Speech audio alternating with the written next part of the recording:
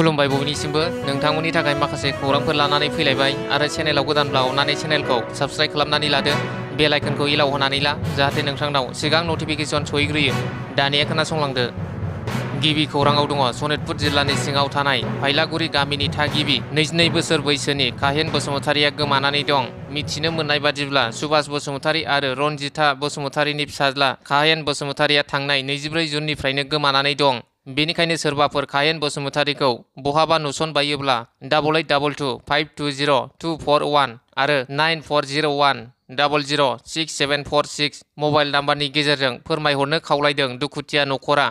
नैथि खौराङाव दङ गसाइगावआव सानै बुथारग्राफोरा ट्रेननिफ्राय बाज्रुमनानै खारखोमानो नाजानाय समाव हमनो मोन्दों। हमजानाय सानै दायनिगिरिफोरनि मुङा रशिद आली आरो शुकुर आली।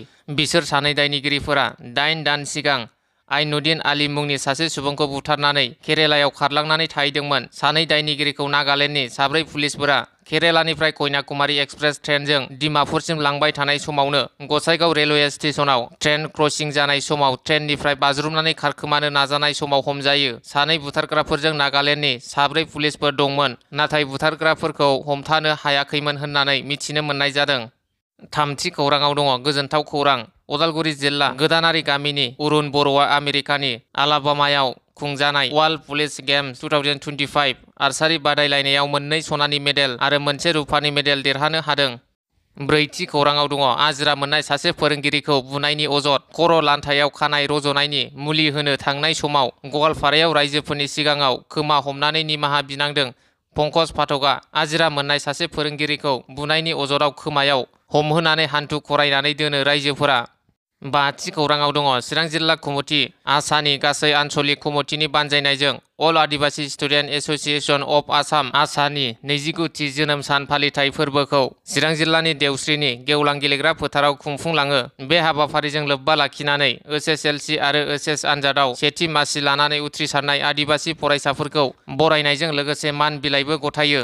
मख'नो गोनांदि हाबाफारियाव गाहाय आलासि महरै बाहागो लायो मिरुनि अल आदिबासि स्टुडेन्ट एस'सिएशन अफ आसामनि नेहाथारि महेश गाथवारजों लोगोसे बिटिआरनि इएम रनजित बसुमतारि आरो अल आदिबासि स्टुडेन्ट एस'सिएशन अफ आसामनि बिबानगिरिफोरा।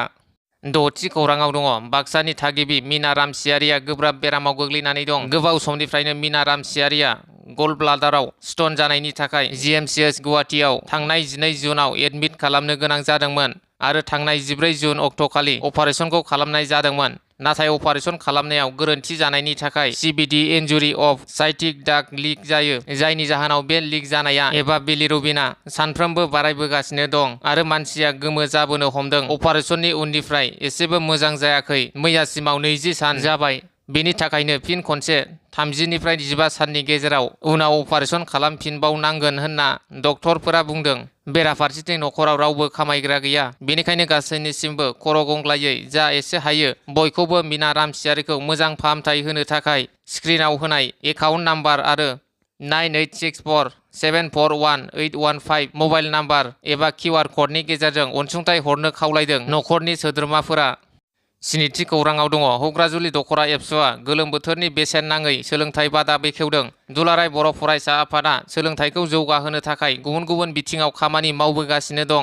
बेखौ नोजोर बोनानै मैया सनितपुर जिल्लानि सिङाव थानाय हुग्राजुलि दख'रा एबसुआ दख'रानिनो सिङाव थानाय इरागदाव बर' गोजौ फरायसालियाव 9 आरो 10 थाखोनि थाखाय गोलोम बोथोरनि बेसेन नाङै सोलोंथाइ मावबादाखौ बेखेवबाय। बे बेखेवनाय हाबाफारियाव बाहागो लाफैदों देग्लायनि निट आनजादाव उथ्रिसार जानो हानाय थुलुंगा आरसिन दैमारिजों लोगोसे सनितपुर जिल्ला एबसुनि सोलोंथाइ नेहाथारि रिजय बसुमतारिया। 8थि खौराङाव दङ कक्लाबारि ब्लक बिपिएफनि सिङाव थानाय गुदुलिगाव प्राइमारिनि मावख'आव इउपिपिएल जिएसपि आरो बिजेपिनि सा 50निबो बांसिन मददगिरिफोरा बिपिएफ दोलोआव हाबदों। बे हाबाफारियावनो बाहागो लायो 63 नं साफागुरि बियाबनि बारग' एमएलए थानेश्वर बसुमतारि आरो 63 नं साफागुरि बियाबावनो बिपिएफनि टिकेट दाबिदार सोगोमसार बर' आरो कक्लाबारि ब्लक बिपिएफ दोलोनि आफादगिरि नेहाथारिजों लोगोसे गुबुन गुबुन थाखोनि दैदेनगिरिफोराबो बाहागो लाफैनायखौ नुनो मोननाय जादों। 9थि खौराङाव दङ गसाइगावआव कच राजबंशी हारिनि सानसुमैफोरजों इउपिपिएल दोलोआ सावरायलायनाय हाबाफारि खुंफुंदों। फैबाय थानाय बिटिसि बिसायख'थिखौ नोजोर लाखिनानै इउपिपिएल दोलोआ मैया गसाइगाव एसएस मार्केटआव सराइबिल बियाबनि सिङाव थानाय कच राजबंशी हारिनि सानसुमैफोरजों मोनसे सावरायलायनाय हाबाफारि खुंफुंदों। बे हाबाफारियाव आसामनि केबिनेट मन्थ्रि उर्खाव गोरा ब्रह्म एमएलए जिरन बसुमतारी, एमसिएलए रेवरेवा नार्जिहारि, मिरु इउपिपिएल दोलोनि गाहाय नेहाथारि राजु नार्जारि बिथांमोना बाहागो लायो।